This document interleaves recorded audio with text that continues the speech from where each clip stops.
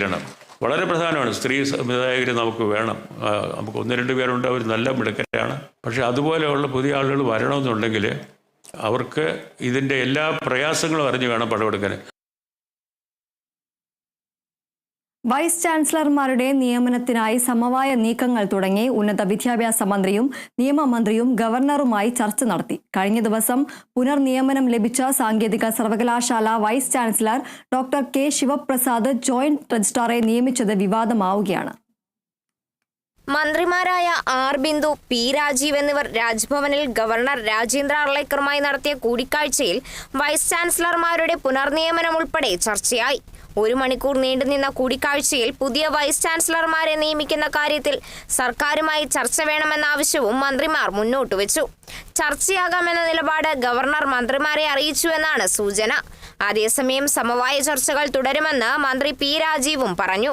യഥാർത്ഥത്തിൽ സുപ്രീം കോടതി വിധി വരുന്നതിന് മുമ്പ് ചാൻസലറും ഗവൺമെന്റും തമ്മിലുള്ള ചർച്ചകൾ ആരംഭിച്ചിരുന്നു. ആ ചർച്ചകൾക്കിടയിലാണ് ആ വിധി വന്നത്. അത് കുറെ കൂടി ആധികാരികത ഇത്തരം ചർച്ചകൾക്ക് ഉണ്ടായിട്ടുണ്ട്. അതിൻ്റെ ഒരു തുടക്കമാണ് ഇന്ന് ചർച്ചകളിൽ വന്നിട്ടുള്ളത്. ആ ചർച്ചകൾ ഇനിയും തുടരും. നമ്മുടെ സർവകലാശാല വിദ്യാഭ്യാസത്തെ മുന്നോട്ട് കൊണ്ടുപോകുന്നതിനാണ് സർക്കാർ ശ്രമിക്കുന്നത്. നിയമപരമായിട്ടും രീതിയിലുള്ള എല്ലാ ശ്രമങ്ങളും സർക്കാർ അതിന്റെ ഭാഗമായിട്ട് തുടരും. ഗവർണർ രാജേന്ദ്ര അർലേക്കർ പുനർനിയമനം നൽകിയ സാങ്കേതിക സർവകലാശാലയിലെ vice chancellor doctor K Sivaprasad നടത്തിയ നാടകീയമായ നീക്കങ്ങളും വിവാദമാവുകയാണ്. സാങ്കേതിക സർവകലാശാലയിലെ പ്രൈവറ്റ് സെക്രട്ടറിയായിരുന്ന ജി ഗോപിനെ ജോയിന്റ് സെക്രട്ടറിയായി നിയമിച്ച് രജിസ്ട്രാറുടെ ചുമതല നൽകി.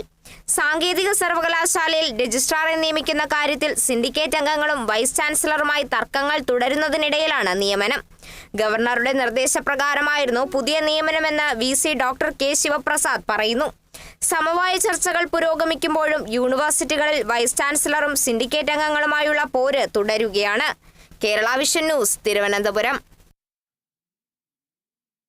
തിരുവനന്തപുരം മെഡിക്കൽ കോളേജിലെ ശസ്ത്രക്രിയാ ഉപകരണങ്ങളുടെ ക്ഷാമത്തെ